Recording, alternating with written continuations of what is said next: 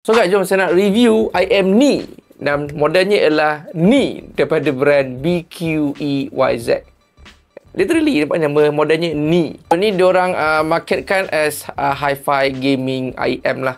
So sesuatu buat main game. Tapi bagi saya nak untuk buat dengar lagu pun okey je, tak ada masalah. Dari segi dia punya specs, dia ada 11mm dynamic driver. Dan dia punya impedance dalam 28 ohm dan sensitivity dalam 112 dB. So basically dia senang nak drive. So IM ni ada dua jenis variation. Satu yang jenis 3.5 yang saya ambil ni, yang korang boleh swap dengan 4.4 sebab ada modular. Dan satu lagi korang boleh ambil yang jenis Type-C yang ada built-in DAC. So kita tengok dari segi dia punya design IM. Okay, ada punya colorway dia jenis warna hijau ni, macam warna emerald gitulah. Okay, emerald green. Overall material buat pada resin, tapi dekat bahagian faceplate ni actually dia luar resin, tapi dekat bahagian dalam ni jenis material aluminium lah.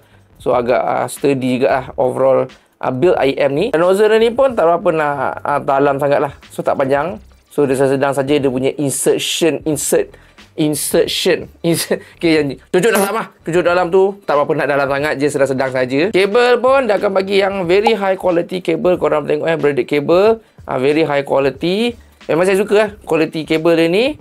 Dan yang macam saya punya ni, saya dah beritahu tadi, jenis yang 3.5 yang korang boleh pusing dan cabut untuk tukar ke yang jenis 4.4 lah. Untuk overall fitting IM ni bagi saya cukup selesa, sedang-sedang saja.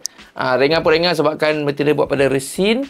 So pakai lama-lama pun rasa cukup okey lah. Untuk dia punya sound quality IM ni, so dia punya signature sound dia lebih ke arah mild V. Dia kind of Harman-ish tuning. So bass dan treble dia ada sedikit enhance, tapi dekat bahagian mix tu still rasa sedikit ke belakang. Clarity dia masih lagi okey lah. So, kalau saya compare lah dengan IM at this price range, yang similar sound quality ialah daripada CCA. Ni CCA Phoenix. Okay. Dia punya signature sound kedua-dua ni lebih kurang sama lah. mild V-shape. So, dua-dua memang sedap. Memang saya suka. Cuma bagi saya, sound ni dah agak typical. Okay. Dah kebanyakan, even through wireless earbud pun, tuning yang jenis macam ni.